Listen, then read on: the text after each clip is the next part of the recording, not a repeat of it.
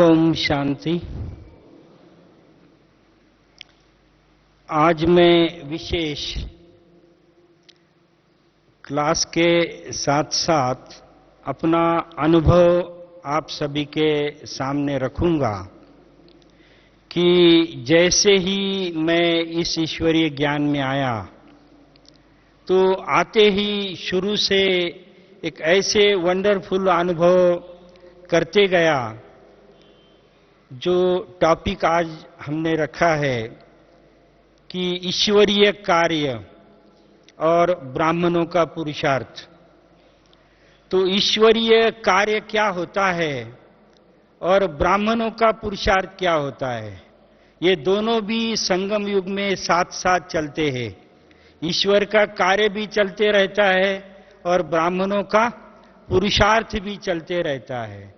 लेकिन ईश्वरीय कार्य जो है उसके विधि को जब हम देखते हैं कि ईश्वर अपना कार्य कैसे करता है, तो शुरू में जब मुझे बाबा का परिचय मिला, एक 14 साल की आयु थी, छोटा सा कुमार था, हाई स्कूल में पढ़ते थे।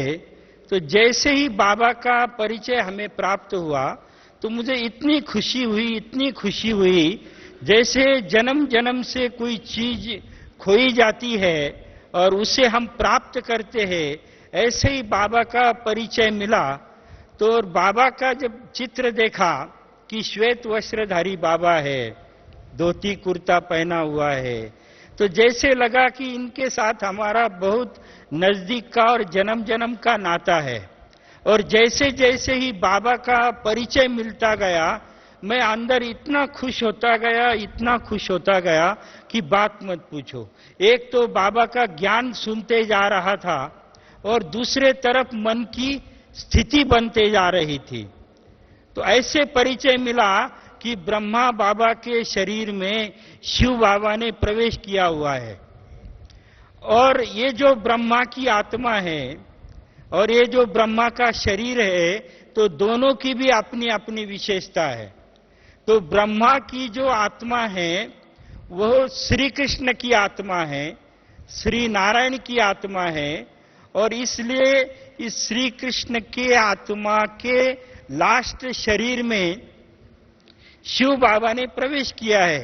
इसलिए उनका सिलेक्शन शिव बाबा ने किया है और बाबा उस शरीर में आते हैं।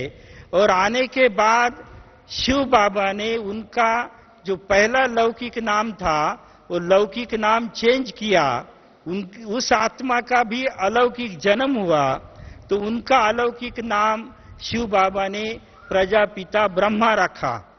तो जैसे ये ब्रह्मा की आत्मा जो है वो शिव बाबा ने श्री कृष्ण के आत्मा को सिलेक्ट किया है, ऐसा समझ में आते ही मैंने ब्रह्मा बाबा के अंदर श्री कृष्ण को देखा, माना वो आत्मा में श्री कृष्ण को जाना। और यही देखा कि भाई ब्रह्मा बाबा जो है उनको भी कैसा समझ के लिया। अभी तक ज्ञान को ही मैं समझ रहा था, तो मैंने समझा कि ये तो ब्रह्मा है। और ब्रह्मा का नाम तो हमने बहुत समय से सुना है कि ब्रह्मा विष्णु और शंकर, और तो उस ब्रह्मा विष्णु शंकर में ना तो हम विष्णु से मिल सकते हैं ना तो शंकर से मिल सकते हैं। तो ये ब्रह्मा तो माउंट आबू में है, तो हम यहां काय को बैठे हैं, ऐसा उस समय मुझे संकल्प आया। और 7 दिन का ही ज्ञान मैंने सुना हुआ था, तो ऐसा संकल्प आया और बोला कि शिव बाबा परम धाम से ये कलयुग का विनाश और सतयुग की स्थापना करने के लिए आया हुआ है। तो शिव बाबा जब परम धाम से यहां पर आया हुआ है तो क्या हम माउंट आबू को नहीं जा सकते हैं क्या? तो हम भी जा सकते हैं। और उस समय अचानक हमारी पार्टी का भी 1 साल से वो पुरुषार्थ कर रहे थे मधुबन में जाने का, तो वहां पर अचानक बाबा का पत्र आया कि भले यहाँ की पार्टी जो है वो बाबा को मिलने के लिए मधुबन आ सकती है। तो उस समय क्या हुआ, हमारे पार्टी में सभी लोगों ने प्रयास किया कि चलो अभी बाबा का पत्र आया, तो सबने सारी तैयारी की। और उसमें ये विशेषता थी कि मुस्लिम भाई ज्यादा थे, इस्माइल भाई, कासम भाई, ऐसे मुस्लिम भाई ज्यादा थे। और मैं तो छोटा बच्चा था, हमारे टीचर भी मुस्लिम ही थे, लेकिन उनका बाबा पर भयानक निश्चय था। तो जैसे वो पार्टी निकली तो मैंने अंदर से निश्चय कर लिया था कि मुझे बाबा को मिलने का है। तो जैसे पार्टी निकली, उन्होंने अपना सब सामान वगैरह तैयार किया और वो आधा घंटे के बाद निकलने वाले हैं। तो हमारे टीचर को मैंने आकर के कहा कि भाई मुझे भी मधुबन को जाने का है। तो उसने कहा, अरे अभी तो आपको 7-8 दिन ही हुए हैं, अभी तो आप छोटे बच्चे हो, फिर अगले साल जब अच्छे समझेंगे तो हम बाबा के पास आपको लेके जाएंगे। तो मैं बोला, 1 साल तो मैं रुकने वाला नहीं हूं, मुझे आप भी क्या आप भी बाबा के पास जाने का है। तो ऐसे उन्होंने जिद किया। तो उन्होंने देखा भी था कि इसको बहुत नशा है, तो सबने फिर ठहराया कि ये इतना जिद कर रहा है तो चलो इसको लेकर के जाएंगे, पूना में दादी से मिलाएंगे और वापस भेज देंगे। तो इस प्रकार से हम दादी के पास गए, वहां का सेंटर उन्होंने सारा दिखाया, दादी से मिलाया, दादी ने बड़ा स्नेह वगैरह दिया। फिर हमको कहा कि चलो अभी दादी माना सारा सेंटर सब आपने देखा, ईसाई बाबा है, तो अभी आप गांव को चले जाओ और हम जा रहे। और बोले अभी तो जैसे कि बाबा आपको मिल ही गया है। तो मैं बोला, मेरे को तो बाबा नहीं मिला है, मेरे को तो सिर्फ दादी ही मिली है, मुझे तो बाबा को मिलने का है। तो उन सभी ने फिर निश्चय किया कि इसका बहुत निश्चय है, तो चलो इनको भी लेकर के जाएंगे। तो इस प्रकार से हम जब मधुबन में चले तो उस समय मधुबन का जो रूप था, तो जैसे बाहर बोर्ड लिखा हुआ था कि 5 विकारों से वशीभूत कोई भी आत्मा अंदर प्रवेश नहीं कर सकती है। और उस समय जो मधुबन का वर्णन हमने 6-7 दिन से सुना था, तो जैसे कि भाई स्वर्ग बाबा बना रहा है। तो जैसे हम अरावली पर्वत चढ़ते जा रहे थे तो मैं ये समझ रहा था कि हम तो स्वर्ग की सीढ़ियां चढ़ते जा रहे हैं। वो गेट पर आ गए मधुबन के, तो ये महसूस हुआ कि भाई ये स्वर्ग का गेट है करके। तो ऐसे इसी रूप में जैसे अव्यक्त रूप में यात्रा कर रहे थे। तो करते समय जब बाबा से मिले तो बाबा से झोपड़ी में बाबा मिलता था बच्चों को, तो बाबा से गले में ऐसा मिल गया कि जैसे मुझे कुछ पता ही नहीं पड़ा। 10 मिनट तक बाबा के गोद में था तो पता ही नहीं पड़ा कि मैं कहाँ हूं, क्या हूं। और बिल्कुल हल्केपन में इतना अतीन्द्रिय सुख लगातार कई समय तक मिलता रहा। फिर बाबा ने कहा कि बच्चे का वर्तमान और भविष्य दोनों भी महान है। ऐसा शुरू में ही बाबा ने वरदान दिया, मुख में बाबा ने टोली खिलाई। तो मुझे तो इतना नशा था कि सब पार्टी मिल रही थी। तो उस समय बाबा का रिवाज था कि बाबा किसको भी ऐसे ही स्वीकार नहीं करते थे। बाबा ये पूछते थे कि क्या आप कभी यहां पर आए थे? तो हमारे पार्टी से पूछा कि आप कभी यहां पर आए थे? तो टीचर सभी को तैयार करती थी कि हाँ 5000 साल पहले आए थे। तो सभी ने कहा कि बाबा हाँ 5000 साल पहले आए थे। फिर बाबा ने झट एक को पूछा कि क्या इसी ड्रेस में आए थे?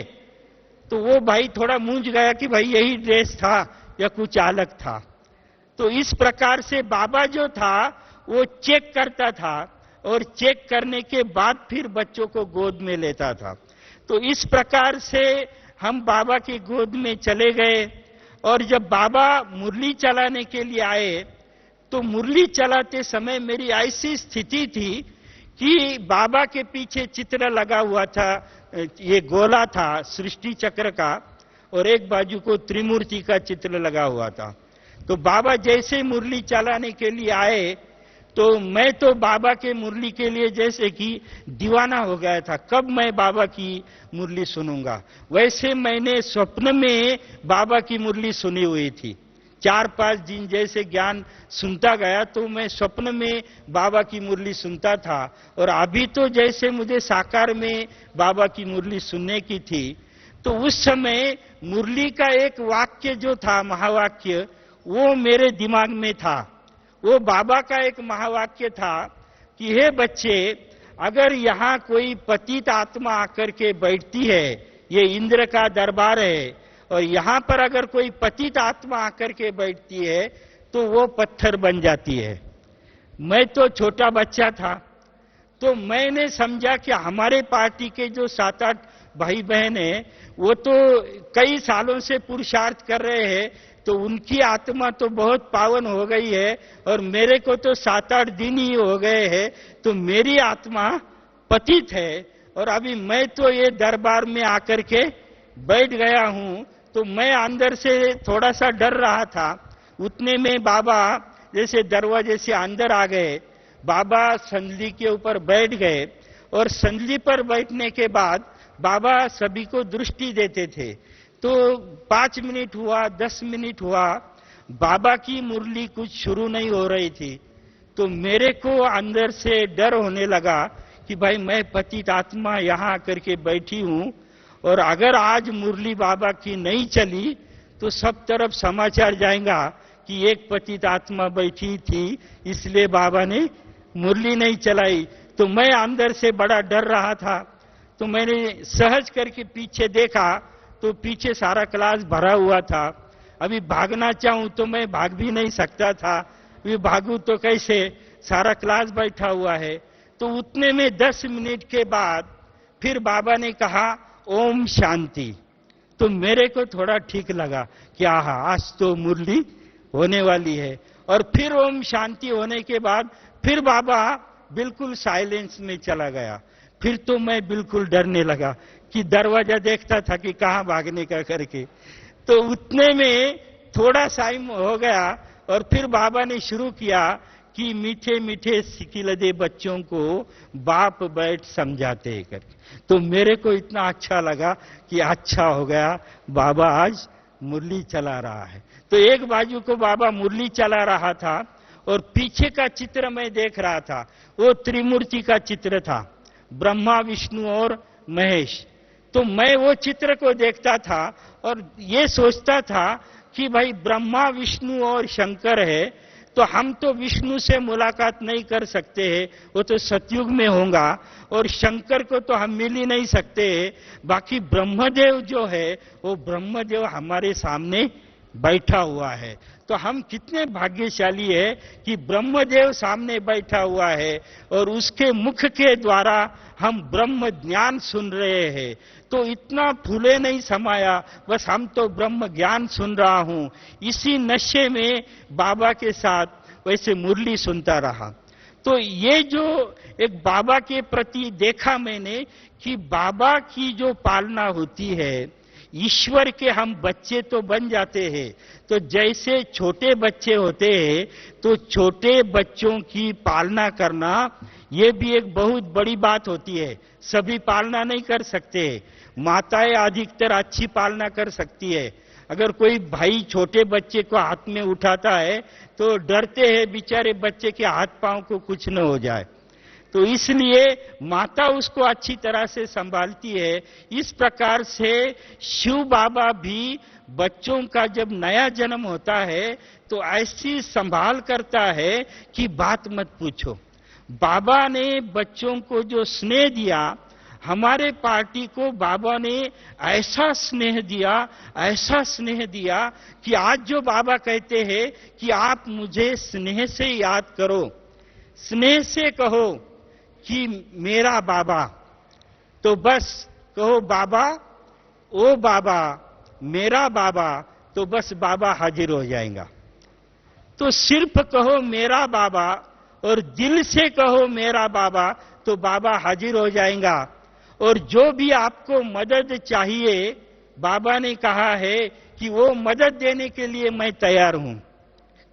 तो मैं ये समझ रहा हूं कि वर्तमान समय जो चल रहा है संगम युग का, तो आज तक का जो संगम युग का समय था वो ऐसा था कि बच्चे बाप को याद कर रहे थे, और बच्चे बाबा के पास जाने का, बाबा के पास ज्यादा से ज्यादा नजदीक जाने का पुरुषार्थ हम बच्चे करते थे आज तक। लेकिन अभी ये 2009 में एक विशेष बात देखने को हमको मिल रही है कि 2009 में ऐसे लग रहा है कि हम बच्चे बाबा के पास जाने के बदले बाबा ही हमारे पास अधिक नजदीक आ रहा है। क्योंकि शायद बाबा ये सोचता होगा कि बच्चों को मेरे पास आने के लिए बहुत दिक्कत होती होंगी, क्योंकि बीच बीच में माया भी परीक्षा लेती है, इसीलिए बच्चों ने मेरे पास आने के बदले मैं ही उनके पास चला जाता हूं। अभी के वाणियों में बाबा ने कहा कि हे बच्चे, क्या करो, सिर्फ सच्ची दिल रखो। सच्ची दिल जिसकी है, साफ दिल जिसकी है और बड़ी दिल जिसकी है, बाबा ने कहा उसकी सारी इच्छाओं को मैं पूर्ण करूंगा। सारी आवश्यकताएं जो है, उसकी सारी आवश्यकताओं को बाबा पूरा करने के लिए तैयार है। खाली दिल कैसी चाहिए? साफ चाहिए और स्वच्छ दिल चाहिए। ये हमने अनुभव किया कि मैं जब मधुबन को पहली बार आया तो मैं अभी भी सोचता हूं कि कौन कहता है कि मधुबन आने के लिए पैसा चाहिए। अरे मधुबन आने के लिए पैसे की कोई जरूरत नहीं है। मधुबन में आने के लिए छुट्टी निकालने की भी कोई जरूरत नहीं है, समझा। जब उनका बुलाना आता है तो छुट्टी देने वाले की भी बाबा छुट्टी कर देता है, समझा, और तुमको रास्ता तैयार कर देता है। अगर उसको लाने का है ना, अगर शिव बाबा को आपको खींच करके लाने का है तो क्या मजाल है आपका ऑफिसर आपको रोके, क्या मजाल है आपके मित्र संबंधी आपको रोके, क्या मजाल है पैसा आपको रोके। अरे पैसा तो आपके पीछे छमछम करते आएगा, समझा। खाली एक बाबा के प्रति प्रीत चाहिए, बाबा के प्रति मन में स्नेह चाहिए, बाबा के प्रति प्यार चाहिए। मैं जब पहली बार आया तो मुझे ये मालूम भी नहीं था कि मधुबन में जाने के लिए पैसा लगता है, समझा, ये मालूम भी नहीं था। उन्होंने ही मेरा कैसा टिकट निकाला, कैसा मैं पहुंच गया, ये मुझे सिर्फ बाबा ही दिखाई देता था। बाबा के सिवाय दुनिया की कोई भी चीज, मैं ट्रेन में हूं क्या बस में हूं, ये कुछ दिखाई नहीं देता था। हमारे पार्टी के भाई बहन मेरे सामने आते थे और मेरे आंख के सामने हाथ हिलाते थे और देखते थे कि यहां है क्या और कहां है करके, क्योंकि बाबा के सिवाय कोई दिखाई नहीं देता था। इसीलिए आपको कभी भी अगर मधुबन को आने का है तो बस बाबा से छुट्टी ले लो। क्या है? बाबा से छुट्टी ले लो तो ऑफिसर ऑटोमेटिक दे देगा, समझा। अगर बाबा से नहीं लिया छुट्टी तो कोई भी आपको छुट्टी देने वाला नहीं है। और बाबा आपके लिए सीट भी तैयार करता है, सीट भी रिजर्व रखता है। ये मैं ईश्वरीय कार्य में अपना अनुभव सुनाता हूं कि एक बार कुछ मास पहले एक बार ऐसे हुआ कि मुझे जलगांव में कुमारों की भट्टी कराने के लिए जाने का था। तो कुमारों के भट्टी का सारा प्रोग्राम बना हुआ था, वहां से निमंत्रण भी मिला था, बहन जी से बातचीत हुई थी कि आ रहा हूं करके। तो जब मैं गया तो रात को 10:30 बजे गाड़ी थी, तो कहा जाकर के देखा तो गाड़ी तो चली गई थी। और उसके बाद उन्होंने कहा अभी इसके बाद कोई भी गाड़ी नहीं है। तो मैं तो सोच रहा था, मैं जल्दी जल्दी तो निकला था, बीच में मुझे देर लग गई ट्रैफिक के कारण, तो अभी मैं पहुंच तो नहीं सकता था। तो 10:30 बजे रात को उस स्टेशन के ऊपर जो उनका गाड़ियां हैं, उस स्टेशन के ऊपर मैं 3 मिनट बाबा को याद करते रहा। और मैंने बाबा को कहा, देखो बाबा, ये आपका कार्य है, ये कुमारों की सेवा कराना ये आपका कार्य है, ये कुछ मेरा कार्य नहीं है। और मैं जो जा रहा हूं ये आपके कार्य के लिए जा रहा हूं।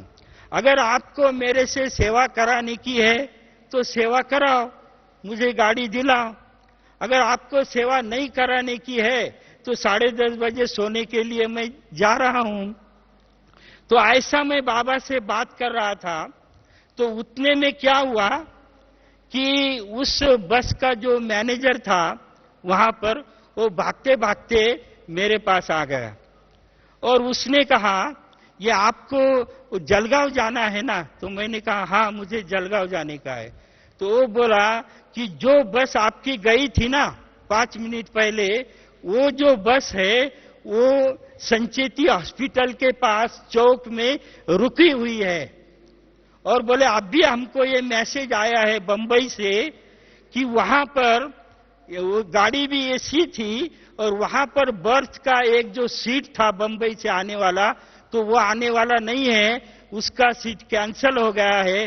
तो जल्दी जल्दी आप जाओ, आपके लिए गाड़ी खड़ी है, ये गाड़ी आपको चौक में पहुंचाएंगी और वहां बैठ करके आप जा सकते।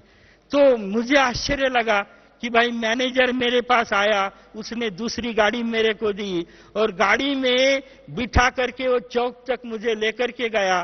तो वो गाड़ी वाले मेरा इंतजार कर रहे थे।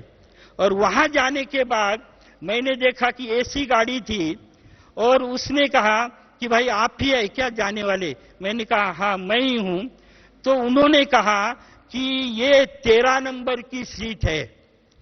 तो मैंने कहा अच्छा होगा, मैंने कहा तेरा काम है तो लेकर के जाओ। और सीट मेरे को धक्का लगा, इतना धक्का लगा कि 13 नंबर की सीट मेरे को मिल गई। तो मैंने कहा अच्छा हुआ मेरा नहीं किया, तेरा किया। तो 13 नंबर की सीट वो भी बर्थ की और एसी गाड़ी में मिल गई और दूसरे दिन टाइम पर पहुंच करके कुमारों की भट्टी करा सका। तो ये प्रैक्टिकल में अनुभव है कि अगर बाबा को कोई काम कराने का है तो वो बाबा कैसे भी कराता है। अरे चौक में गाड़ी को क्या रुकाता है, उधर बंबई से फोन क्या कराता है, वो बिठा क्या देता है। तो इस प्रकार से वो सबको नाच नचाता, वो सबको नाच नचाता लेकिन नजर नहीं वो आता। ऐसा सबको नचाने वाला कौन है? तो ऐसा सभी को नचाने वाला वो शिव बाबा है। मेरा शुरू से एक अभ्यास रहा है कि मैं एक तरफ बाबा को, शिव बाबा को और ब्रह्मा बाबा को देखता रहा। मुझे दोनों में भी बड़ा इंटरेस्ट आता रहा। मैं ब्रह्मा बाबा को भी देखता था, बड़ा खुश होता था, शिव बाबा को भी देखता था, बड़ा खुश होता था। और मैं हमेशा ये सोचता था कि भाई ब्रह्मा बाबा और शिव बाबा दोनों में क्या अंतर है। साकार बाबा के भी नजदीक जाकर के मैं देखता था कि भाई ये ब्रह्मा बाबा देख रहा है या शिव बाबा देख रहा है। तो जल्दी पता नहीं पड़ता था कि कौन देख रहा है। बाकी बाबा जब मुरली चलाता था तो मुरली से पता पड़ता था कि बाबा कहता था, समझो मीठे मीठे बच्चे मैं आपको तो घर ले जाने के लिए आया हुआ हूं। तो बराबर पता पड़ता था कि ये शिव बाबा कह रहा है। और हम सभी बच्चों को बाबा को याद करने का है, ये जो कहता है तो बराबर ब्रह्मा बाबा कह रहा है। तो इस प्रकार से जब साकार में बाबा था तो भी पता नहीं पड़ता था कि शिव बाबा कौन है, ब्रह्मा बाबा कौन है। तो दोनों की जोड़ी जो है वो इतनी फिक्स जोड़ी है कि वो कभी भी एक दूसरे से जुदा नहीं हो सकती। कहते हैं कि आदम को खुदा मत कहो। क्या कहते हैं? आदम को खुदा मत कहो, आदम खुदा नहीं और खुदा के नूर से आदम जुदा नहीं। आदम और खुदा एक दूसरे से दूर हो ही नहीं सकते। जब ऐसे साकार बाबा ने शरीर छोड़ा, साकार बाबा ने शरीर छोड़ा तो मेरा दिल जो है वो हिलने लगा, समझा, हिलने लगा कि अरे बाबा। तो उस समय क्या हुआ था, सुंदरी बहन आई थी हमारे पास और हमें अहमदनगर में सुंदरी बहन के पास साथ में जाने का था। उतने में वहां पर जानकी दादी का फोन आया कि मेरे बाबा ने शरीर छोड़ा है और मैं जा रही हूं। तो इतना ही, बस 2 ही वाक्य था, मेरे बाबा ने शरीर छोड़ा है और मैं जा रही हूं। तो हम सभी लोग कंफ्यूज हो गए कि भाई मेरे बाबा ने शरीर छोड़ा है तो बाबा शरीर छोड़ेगा, ये किसके ख्वाब में भी नहीं था। सभी समझते थे ब्रह्मा की आयु 100 साल की है। तो मेरे बाबा ने शरीर छोड़ा, हम लोग नगर जा रहे थे तो हम लोगों ने समझा कि मेहर बाबा ने शरीर छोड़ा है, क्योंकि मेहर बाबा नाम का एक बाबा नगर में था। तो उसने शरीर छोड़ा है, इसलिए दादी जा रही है। लेकिन उसके बाद हमने सोचा मेहर बाबा ने शरीर छोड़ा है तो दादी काहे को जाएंगे, दादी तो वैसे जाएंगी नहीं। फिर बोले मेरे बाबा ने मना, अभी ताकत नहीं थी ये कहने की कि ब्रह्मा बाबा शरीर छोड़ेगा। फिर भी बोले कुछ भी हो सकता है। तो उस समय दादी भी चली गई और उसके बाद मेरे को भी रहा नहीं गया। हमारे जो टीचर थे तो हमारे टीचर निकलने को तैयार नहीं थे। वो बोले अभी तो अंतिम संस्कार हो जाएगा, अभी जाकर के तो बाबा का हाथ नहीं लगेगा। मैं बोला काय का अंतिम संस्कार, अरे ड्रामा में पार्ट चेंज हो रहा है, सारे महारथी मधुबन में आएंगे, कुछ चेंज होगा ड्रामा में, वो हमको देखना चाहिए। और तुम क्या करते बैठे हो, तुमने हमको बाबा का परिचय दिया और तुम इधर एसटी रिपेयर करते बैठे हैं क्या, चलो हमारे साथ। तो ऐसा नशे में उनको भी निकाल के लिया। तो जब बाबा का अंतिम समय का जो सीन मैंने देखा तो ईश्वरीय कार्य ये कैसे चलता है वो भी नजदीक को देखने को मिला कि साकार से बाबा का आकार पार्ट कैसे ट्रांसफर हुआ। तो उस समय बाबा के शरीर का अंतिम संस्कार किया गया था और बाद में एक संदेशी के तन में बाबा ने प्रवेश किया था। 21 जनवरी 1969 की बाबा की वो वाणी थी और वो ऐसी ऐतिहासिक वाणी है कि उस वाणी के अंदर डायरेक्ट शिव बाबा ने प्रवेश किया हुआ था संदेशी के तन में। और मुझे डायरेक्ट शिव बाबा को देखने का बड़ा शौक था।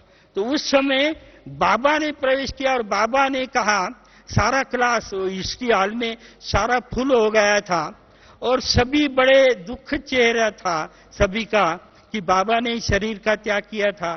तो सभी को बाबा ने कहा कि ये मेरे मुरब्बी बच्चे को मैंने 3 दिन पहले पूछा था कि ये बच्चे वतन में आने को तैयार है। तो इस मुरब्बी बच्चे ने अंत में भी कहा कि हाँ बाबा। जब प्रवेश किया तो कहा कि मुझे तेरा तन चाहिए, तो ब्रह्मा ने कहा हाँ बाबा। फिर कहा मैं कोई परम धाम से धन लेकर के नहीं आया हूं, मुझे तेरा धन भी चाहिए, तो भी ब्रह्मा ने हाँ बाबा किया। फालतू नंदीगण नहीं रखा है शिव बाबा के सामने। नंदी जो है वो मुंडी हिलाता है, वो कभी अपनी अकल नहीं चलाता है। तो ब्रह्मा बाबा ने शिव बाबा के सामने हमेशा मुंडी हिलाई। शिव बाबा ने कहा तुझे तेरा जो घर है वो मुझे देना पड़ेगा। ब्रह्मा बाबा ने कहा हाँ बाबा। तो इस प्रकार से हमेशा बाबा हाँ करते गया। और जब शरीर छोड़ने के लिए बाबा ने पूछा कि मुझे आपकी वतन में जरूरत है तो क्या आप आने के लिए तैयार है, तो भी ब्रह्मा बाबा ने कहा हाँ बाबा। तो बाबा ने कहा इस मुरब्बी बच्चे को मैंने 2-3 दिन पहले पूछा था और इसने हाँ कहा, तो इसलिए मैं इस बच्चे को पूछ करके इसको लेकर के गया हूं।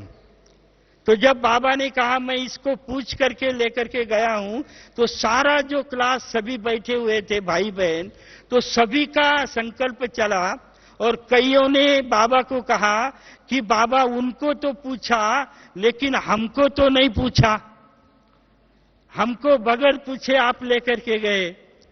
तो शिव बाबा ने कहा अगर मैं आपको पूछता तो क्या आपने छुट्टी दी होती, समझा। तो सारा क्लास हंसने लगा कि हमने छुट्टी नहीं दी होती, इसीलिए बाबा ने कहा मैंने आपको नहीं पूछा और इसको इसलिए पूछा कि इसने क्या किया, छुट्टी दी। तो इस प्रकार से बाबा ने जिस जिसके मन में जो जो संकल्प थे सारे संकल्पों के जवाब दिए। भाई मुरली कैसे चलेंगी, तो बाबा ने कहा जैसे मुरली आती थी पोस्ट के द्वारा वैसी ही आती रहेंगी। सारे ब्राह्मणों के सवालों का जवाब 21 तारीख के वाणी में स्वयं बाप दादा ने दिया। और उसके बाद जब बाबा को जाने का था, जब बाबा जा रहे थे तो सभी ने बाबा को कहा कि बाबा आप अभी हमें ब्रह्मा बाबा को मिलने का है, हमारी इच्छा है, हमें ब्रह्मा बाबा को मिलने का है, तो आप उनको भेज दो। तो बाबा ने कहा ठीक है, 2 दिन के बाद मैं उस बच्चे को भी भेज दूंगा। और बराबर 2 दिन के बाद सिर्फ ब्रह्मा बाबा की आत्मा ने प्रवेश किया था और बाबा ने सभी को दृष्टि दी हुई थी। तो इस प्रकार से ये दोनों का भी उस समय पाठ चला और उसके बाद फिर बाबा का अव्यक्त पाठ शुरू हो गया कि जिसमें हम जैसा ध्वनि निर्माण होता है वैसे बाबा ध्वनि के द्वारा बात नहीं करते हैं। जैसे अव्यक्त वचन में इशारों की भाषा होती है, उस प्रकार से ये भी बाबा की क्या है, इशारों की भाषा। बिल्कुल छोटे आवाज में बाबा का ये अव्यक्त पाठ शुरू हो गया। और जैसे ही बाबा का अव्यक्त पाठ शुरू हो गया तो ईश्वरीय कार्य में बहुत तीव्र गति आ गई। पहले तो गति थी ईश्वरीय कार्य को, अभी तो तीव्र गति आ गई। इतना स्पीड आ गया जैसे कि पहले बाबा को शरीर का बंधन था। अगर बाबा को दिल्ली जाने का है तो रिजर्वेशन करना पड़ता था, बंबई जाने का है तो रिजर्वेशन करना पड़ता था। और अभी बाबा अव्यक्त हो गया तो उनको कोई रिजर्वेशन की जरूरत ही नहीं है। अभी दिल्ली और बंबई क्या वो लंदन में जा सकता है, समझा? कोई बाबा को ये नहीं। तो इस प्रकार से बाबा ने उसके बाद बस एक 2-3 साल के बाद ही बाबा का ऐसा जबरदस्त रोल हुआ कि जानकी दादी पूना में रहती थी और दादी को ज्ञान योग का इतना उमंग उत्साह था कि मुरली के पहले दादी जो 10 मिनट क्लास कराती है ना, तो वो क्लास सुनने के लिए हम कॉलेज के हॉस्टल से ऐसे साइकिल पर जल्दी भाग करके आते थे कि वो 10 मिनट का ताजा माल जो है ना, वो ताजा माल मिस नहीं होना चाहिए। ऐसा दादी ताजा खजाना देती थी। हम लोग आते थे, फिर भी दादी बीमार होती थी और दादी बिस्तरे पर पड़ी रहती थी। तो उस समय एक दिन बाबा का पत्र दादी को आया। दादी तो बीमार थी, तो दादी का तड़पन था कि मैं कुछ सेवा नहीं कर सकती हूँ, चाहूं तो मैं बहुत सेवा कर सकती हूँ, लेकिन बीमारी के कारण मैं कुछ सेवा नहीं कर सकती हूँ। तो दादी ने बाबा को कहा कि बाबा आप मुझे और कोई स्थान पर भेजो कि मैं बेहद की सेवा करूं। तो बाबा का पत्र आया कि बच्ची आप बीमार होती हो, समझा? बच्ची का योग बल कहाँ गया है? बाबा का एक वाक्य था कि बच्ची का योग बल कहाँ गया है। तो ये वाक्य दादी ने सुना, वो पढ़ा और दादी ने कहा कि सारी दवाइयां जो है वो इकट्ठी करो करके, सभी दवाइयां, सारा बिस्तरा मेरा समेट के लो, बिस्तरा चेंज करो, मेरा कमरा चेंज करो, सारी दवाइयां जमा करो और कचरे के डब्बे में डाल दो करी। सारी दवाइयां कचरे के डब्बे में डाल दी। ऐसा दादी ने योग का रूप धारण किया। और फिर बाबा का पत्र आया। दादी ने कहा मुझे कहाँ सेवा पर भेज दो। तो बाबा ने कहा बच्ची आप ज्ञान के झूले में झूलती रहो, पूना के ज्ञान झूले में झूलती रहो, जब समय आएगा तो बाबा आपको बुला लेगा। और बिल्कुल ऐसे ही हुआ। बाबा जब अव्यक्त हो गया 1969 में, तो 73 की बात है। दादियां वैसे भट्टी कराने मधुबन को आती रहती थी जानकी दादी। बाद में 1 साल दादी इतनी बीमार हो गई कि साल में दादी निकल ही नहीं सकती थी कमरे के बाहर। तो उस समय अव्यक्त बाप दादा का पाठ चल रहा था और विदेश सेवा आरंभ हो रही थी। तो विदेश सेवा का जब आरंभ होने वाला था तो लंदन के लिए निमंत्रण आया था और कुछ भाई बहनों का जो प्रोग्राम है वो लंदन के लिए बना हुआ था। तो कुछ बहनों का प्रोग्राम लंदन के लिए बना हुआ था और वो बाबा से छुट्टी लेने के लिए अव्यक्त बाबा के सामने आए हुए थे। तो उस समय अव्यक्त बाबा ने बाबा को कहा कि ये लंदन के सेवा के लिए जा रहा है ग्रुप। तो बाबा ने कहा कि जनक बेटी को भेजो। अव्यक्त बाबा ने कहा जनक बेटी को भेजो। उस समय बड़ी दीदी थी, उसने कहा कि बाबा वो जनक बेटी तो साल से खटिया पर पड़ी हुई है। तो बाबा ने कहा खटिया के साथ भेजो, समझा? तो इस प्रकार से भले वो खटिया पर भी क्यों न हो, लेकिन बाबा ने इतने बीमार होते हुए भी दादी को बीमार अवस्था में लंदन में भेजा और लंदन में जाकर के दादी ने ऐसी कमाल की कि बात मत पूछो। तो इस प्रकार से किस आत्मा का कौन सा पार्ट है वो बाबा को बिल्कुल मालूम है ना। हम बच्चों को तो सिर्फ वर्तमान का पता है, जो चल रहा है उसको ही हम देख सकते हैं, और बाबा के सामने तो हमारे तीनों काल भी स्पष्ट है। जितना हमारे सामने वर्तमान स्पष्ट है उतना ही बाबा के सामने भविष्य भी स्पष्ट है, भविष्य काल भी बाबा के सामने उतना ही स्पष्ट है।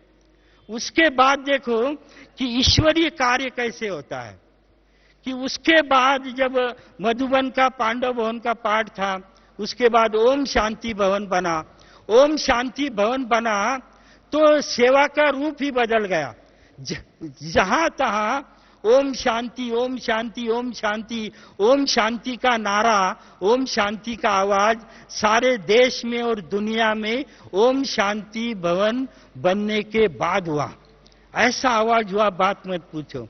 और उसके बाद एक दिन जब ओम शांति भवन में अव्यक्त बाप दादा आया हुआ था, तो उस समय क्या हुआ कि बाबा ने कहा, जब प्रकाशमणि दादी थी, सीजन का लास्ट टर्न था, तो उस समय बड़ी दादी जब बाबा के सामने आई, अव्यक्त बाबा के सामने, तो बाबा ने कहा कि बच्ची गांव के गांव खरीदी करो। अभी माउंट आबू का वो इलाका जहां इंच इंच जगह को बहुत बड़ी कीमत है, और वहां पर बाबा कहता है कि बच्ची गांव खरीदी करो, बहुत बड़ी जमीन खरीदी करो। तो दादी सोचने लगी कि इतना बड़ा गांव, इतनी बड़ी जमीन कैसी क्या खरीदी करने की। तो फिर भी बाबा ने कहा है, दादी ने कहा ठीक है। बाबा ने कहा मुझे बहुत बड़ा काम करने का है। तो क्या हुआ, 2-4 दिन के बाद मधुबन में रोज जो दूध डालने के लिए गौली लोग आते हैं, तो वो एक ग्वाला जो था, वो एक ग्वाला भंडारे में दूध डालने के लिए आया, और उसने भंडारे वाली बहन से कहा कि दादी मुझे मेरी जमीन, ये माउंट आबू में बाजू में जमीन है, और वो जमीन मुझे बेचने की है, और वो जमीन जो बेचने की है तो मेरी इच्छा है कि मैं वो जमीन दादी को दे दूं करके। तो ये मानो एक ग्वाला, दूध वाला उससे कहता है, और उसने फिर दादी को जाकर के कहा कि दादी एक ऐसा अपना दूध वाला आया है, उसकी यहाँ पर जमीन है, बोले कई एकड़ जमीन है उसकी, और वो देना चाहता है। तो दादी ने कहा वो तो देना चाहता है, लेकिन यहाँ फुट फुट पर लाखों रुपया देना पड़ता है, और इतने एकड़ का तो कितना पैसा हो जाएगा। फिर भी वो कह रहा है तो भले उसको बुलाओ। तो दूसरे दिन दादी ने उसको बुलाया और उसको पूछा कि भाई आपकी जमीन कहाँ पर है। बोला यहीं 7-8 किलोमीटर में गांव है, सालगांव, वहां के नजदीक मेरी जमीन है, और दादी मेरी इच्छा है कि वो जमीन आप ले लो। लेकिन दादी ने कहा आप तो लैंडलॉर्ड हो, आपकी इतनी बड़ी लैंड है, हमारे पास तो इतना पैसा नहीं है, फिर मैं इतने एकड़ 25 एकड़ 20 एकड़ मैं इतना पैसा कहां से लाऊं। तो दादी को उसने कहा दादी आपको जो भी देने का है दो, मैं देने के लिए तैयार हूं। तो इस प्रकार से जब भगवान कोई प्लान करता है ना, तो उसका प्रैक्टिकल पहले से ही रेडी होता है। और उसके बाद वो जमीन भी मिल गई, और बाबा ने कहा 18 मास के अंदर मैं उसका उद्घाटन करूंगा। भगवान का स्पीड बहुत तेज होता है, वो किसके लिए रुकते नहीं है। जब जमीन लिया तभी बाबा ने कहा फलाने 18 जनवरी को मैं इसका ओपनिंग करने वाला हूं।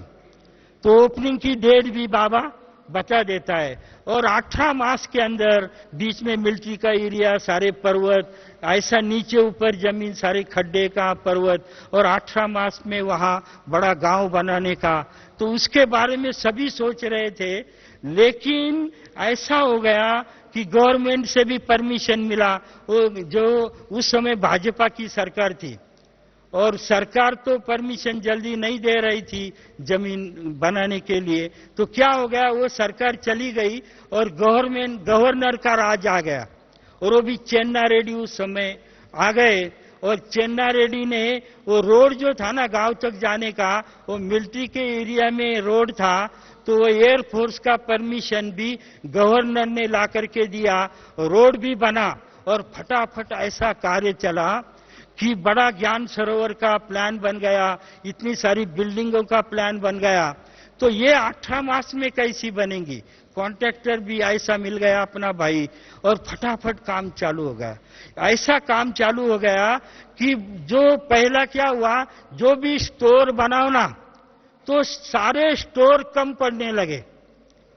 सीमेंट फटाफट गोडाउन भर जाता था, फिर सीमेंट रखने को जगह नहीं और स्टोर बनाना पड़ता था। लकड़ी को इतनी लकड़ी आ जाती थी बात मत पूछो, ईंटों का ढेर लग जाता था। जो भी सलियां चाहिए कई टके कहां से आ रही है, कौन भेज रहा है पता ही नहीं है। गोडाउन वाला चक्कर में आता था कि ये कहां से माल आ रहा है, भाई गोडाउन ही कम पड़ रहे हैं। तो इस प्रकार से बाबा ने बिल्कुल 18 मास में ज्ञान सरोवर खड़ा कर दिया। ये ईश्वर का कार्य है। और यहां पर ही बाबा रुका नहीं है, समझा ईश्वर का कार्य कैसे होता है। जब अंतिम सीजन का दिन था, अव्यक्त बाबा का जैसा सीजन होता है, तो लास्ट बाबा का सीजन था और दादी भी ज्ञान सरोवर हुआ, सारे विंग के प्रोग्राम बने, सारी सेवाएं चल रही। दादी बड़ी खुश हो गई और दादी समझती थी कितनी विहंगमा मार्ग की सेवा हो गई है, हम तो सोचते भी नहीं थे। दादी उसी नशे में थी कि बहुत सुंदर ज्ञान सरोवर बन गया है, बहुत बड़ा बाबा का कार्य हो गया है। तो लास्ट सीजन में जब बाबा जाने वाला था तो बाबा ने दादी को बुलाया और दादी को बुला करके कहा कि हे बच्ची, अभी तो मेरे हजारों लाखों बच्चे आने वाले हैं। क्या कहा? मेरे हजारों लाखों बच्चे आने वाले हैं, तो इतने सारे बच्चों को रखने के लिए बड़ा हॉल चाहिए। क्या चाहिए? बड़ा हॉल चाहिए। कम से कम 20,000 लोग बैठने चाहिए। कितने? 20,000 लोग बैठने चाहिए। और वो ऐसा चाहिए कि बीच में एक भी खंबा नहीं होना चाहिए, और वो हाल घटिया भी नहीं होना चाहिए और बढ़िया भी नहीं होना चाहिए, बीच वाला हॉल चाहिए, जो कि सभी आराम से 20,000 बच्चे बैठ सके। ऐसा हॉल मुझे बना करके दो। और आप आज उस हॉल के अंदर बैठे हुए हो, तो इसका डिजाइन किसने किया है, इसका प्लानिंग किसने किया है? बीच में एक भी खंबा नहीं होना चाहिए, ये डायरेक्शन किसने दिया है? वो तो बाबा ने डायरेक्शन दिया है ना। और ये पहली बार ऐसा हॉल बना है कि जिसके अंदर 20,000 बैठे और एक भी खंबा नहीं है। और डिजाइन बनाने वाला भी चक्कर में आ गया कि कैसा डिजाइन बनाऊं करके। तो गुजरात में गोल्ड मेडल मिलाने वाला अपना इंजीनियर भाई है, उसको बाबा ने टच किया, उसने कैंची का ऐसा डिजाइन बना दिया कि खंबे की कोई जरूरत ही नहीं है। और कई विदेश के भाई बहनों ने दादी को जब अव्यक्त बाबा ने सुनाया था तो विदेशी लोग भी बैठे हुए थे। तो उन विदेशियों ने दादी को जाकर के कहा कि दादी, बाबा ने जो बताया है ना, 20,000 वाला हॉल, खंबा नहीं चाहिए, ऐसा चाहिए वैसा चाहिए, वो वैसे के वैसा हाल जो है वो हम हमारे फॉरेन के 8-10 भाई बहन, उन्होंने कहा कि दादी हम ये हाल आपको 1 साल के अंदर बना के देंगे कर। तो ये जब 8-10 लोगों ने कहा तो दादी ने कहा, भाई बताने वाला जो बाबा है, मैं उनके परमिशन के बिना कुछ नहीं कर सकती हूं। तो दादी बाबा के पास गई और दादी ने बाबा को कहा कि बाबा, ऐसा ऐसा जो अभी आपने हाल का वर्णन किया हुआ है, ऐसा हाल आपके विदेश के 8-10 बच्चे बना करके देने को तैयार है। तो बाबा ने कहा, तो दादी बोली कि आप परमिशन देंगे तो बनाने को तैयार है। तो बाबा ने कहा, बच्ची, मैं 8-10 बच्चों का बाप नहीं हूं, समझा? मैं पैसे वालों का बाप नहीं हूं, मैं तो गरीब नवाज हूं। मैं कौन हूं? गरीब नवाज हूं। और मेरे गरीब बच्चे के एक एक पाई से ये हाल बनेगा, समझा। और उसके बाद प्रोग्राम बना कि हर एक सेंटर पर भंडारी रखी गई डायमंड हॉल के लिए, और सबको कहा गया कि हर एक रोज सिर्फ 1-1 रुपया भंडारी में डालो। तो अगर हजारों लाखों जो नहीं दे सकते, उनको लज्जा आती थी हम रुपया कैसा दादी को देवे, तो दादी ने भंडारी रखी, बाबा ने भंडारी रखवाई, और बड़े खुशी से हमारी गरीब गरीब माताएं बहनें भाई 1-1 रुपया भंडारी में डालते थे। और इस 1-1 रुपये से ये बड़ा हॉल बना और हजारों लाखों का भाग्य बना। नहीं तो 10 का ही भाग्य बना होता और हम लोग ऐसे ही बैठे होते। तो भाग्य विधाता बाप को सभी के भाग्य की चिंता है कि सभी का भाग्य कैसे बनना चाहिए। और इसलिए मैं वर्तमान समय में देखता हूं कि वर्तमान समय में एक बहुत बड़ी लहर सारे विश्वविद्यालय की चल रही है। कौन सी लहर चल रही है पता है? कि यहां पर अभी सेंटर बनाने की लहर चल रही है।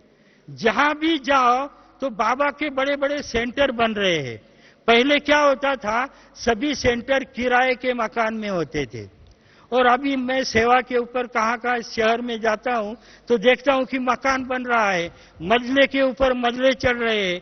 जहां भी जाता हूं बड़े बड़े सेंटर बन रहे हैं। तो फिर सोच चलता है कि ये भी बाबा का कमाल है।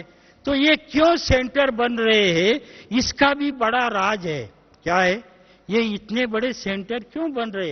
अरे आज तो मैं समझता हूं हजारों सेंटर के बिल्डिंग का कंस्ट्रक्शन का काम चल रहा है, हजारों का चल रहा है। ऐसी कौन सी संस्था है कि जो एक टाइम पर हजारों जगह पर कंस्ट्रक्शन करे? ऐसा कौन सा सेठ है कि जो हजारों जगह पर काम चला सके? अभी तो मंदी का जमाना है, साहूकार भी एक बिल्डिंग बनाने को डरते हैं और बिल्डर लोग भी हॉस्पिटल में पड़े हुए हैं। और बाबा का तो इतनी सारी बिल्डिंगें बन रही है। तो ये कितना बड़ा कमाल है। तो क्यों ये सारे सेंटर बन रहे हैं? तो इसका भी एक राज।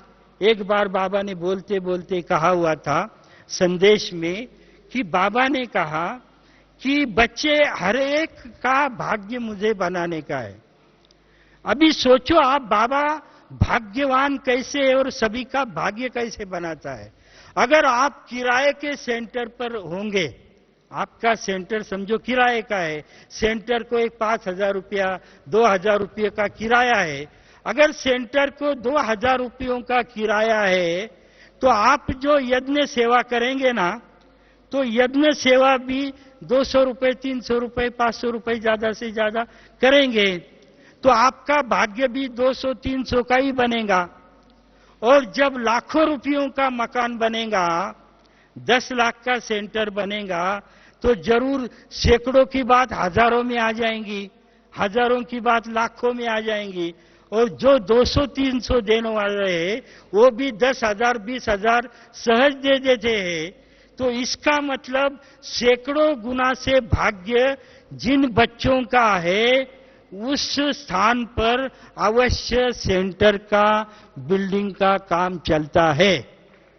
जिसका सैकड़ों का भाग्य है वो किराए में रहते हैं, जिनका हजारों लाखों का भाग्य है उनके लिए सेंटर बन जाता है।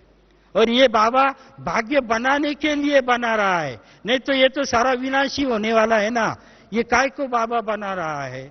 और अंतिम समय ये स्थान जो है, जो जो हमारे स्थान है वो अथक के स्थान बनेंगे। ये शांतिवन के लिए भी बाबा ने कहा सभी को आश्रय लेने का जो स्थान है वो अंतिम समय में ये शांतिवन रहेगा। और ये शांतिवन में सारे बाबा के बच्चे थोड़े ही समा सकते हैं। अभी भी 25,000 आते तो टेंट लगानी पड़ते हैं, विनाश के समय तो लाखों आएंगे, तो कैसे रह सकेंगे।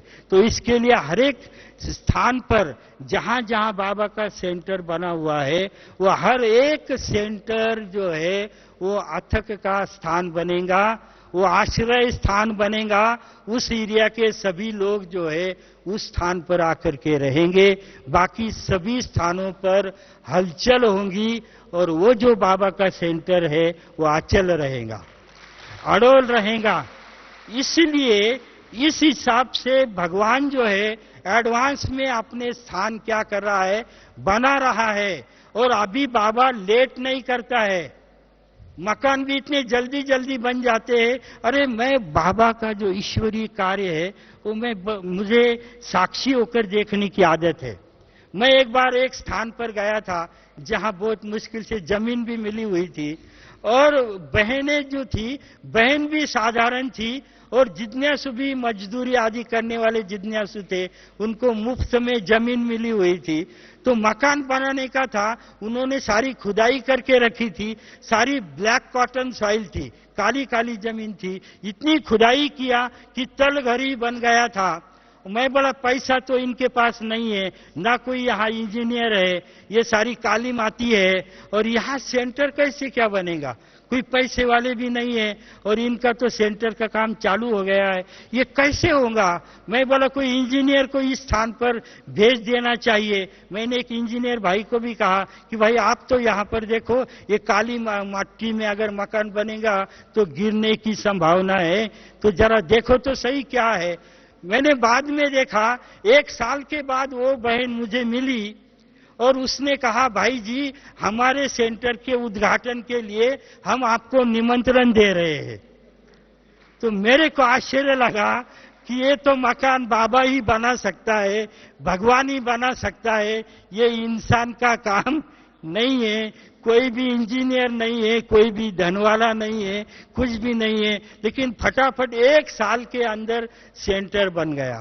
तो इस प्रकार से अभी जो बाबा काम कर रहा है, तो बाबा को बड़ा स्पीड है। बाबा किसके लिए रुकने को नहीं मांगता है, बाबा बिल्कुल रुकने वाला नहीं है, वो बहुत स्पीड से अपना काम जो है बाबा कर रहा है। बाबा का जो काम है बाबा करते ही रहेगा। मैंने शुरू से देखा है कि बाबा का कार्य बढ़ते ही गया है, दिन प्रतिदिन बढ़ते बढ़ते ही जा रहा है और बढ़ने ही वाला है। बाबा का तो काम तो बढ़ने ही वाला है। जिस डेट को, जिस तारीख को बाबा को सतयुग लाने का है, वो तारीख बाबा को मालूम है, हम किसी को भी मालूम नहीं है। बाबा को तो 100% पता है, और उसी ही तारीख को बाबा सतयुग को ला करके छोड़ेगा। बाबा वो डेट पोस्टपोन करने वाला नहीं है, बिल्कुल उसी डेट पर बाबा स्वर्ग लाने वाला है, समझा। उनके पास जो है ना, बाबा के पास तो वो डेट जैसे कि फिक्स है, वो अपने टाइम पर तो सतयुग बाबा ला करके ही छोड़ेगा। लेकिन बात आती है हमारे पुरुषार्थ की, स्व पुरुषार्थ, ब्राह्मणों का पुरुषार्थ, ये मुख्य बात है। तो मैं आपको लास्ट में सिर्फ एक युक्ति बता करके मैं क्लास को पूरा करूंगा। सारे ब्राह्मणों के लिए पुरुषार्थ की वर्तमान समय में एक युक्ति को अपनाओ, बस आप पहुंच गए ऐसा समझो। वो युक्ति ये है कि ये ईश्वरीय प्रवाह है, ब्रह्मा कुमारी ईश्वरीय विश्वविद्यालय। ये ईश्वरीय विश्वविद्यालय एक प्रवाह है जो परम धाम से निकला हुआ है। जैसे गंगा हिमालय से निकलती, वैसे ये ईश्वरीय प्रवाह परम धाम से निकला हुआ है। परम धाम से वो सूक्ष्म वतन में पहुंचा है। जब शिव बाबा परम धाम से स्वर्ग निर्माण करने इस सृष्टि पर आते हैं, तो ऐसे नहीं आते हैं। सृष्टि पर आने के पहले परम धाम से जब वो निकलते हैं, तो उनका पहला स्टॉप होता है सूक्ष्म वतन। वो पहले सूक्ष्म वतन की रचना करते हैं, और सूक्ष्म वतन की रचना करने के बाद वो इस सृष्टि पर आते हैं। तो इस प्रकार से ईश्वरीय प्रवाह परम धाम से निकला है, वो सूक्ष्म वतन में पहुंचा है, और सूक्ष्म वतन से वो माउंट आबू में आया हुआ है, समझा। और माउंट आबू से वो कहाँ दिल्ली के तरफ, कहाँ बंबई के तरफ, कहाँ मद्रास के तरफ, कहाँ कलकत्ते के तरफ, कहाँ लंदन के तरफ, कहाँ ऑस्ट्रेलिया में, कहाँ वाशिंगटन में, कहाँ दुबई में, सारी दुनिया के अंदर ये प्रवाह बहते जा रहा है। इसने कोई स्टेट भी नहीं छोड़ा, कोई जिला भी नहीं छोड़ा, कोई तहसील भी नहीं छोड़ा। अभी तहसील भी कवर करते जा रहा है ये प्रवाह, और तहसील के बाद गांव गांव में ये प्रवाह, ईश्वरीय प्रवाह बहते जा रहा है।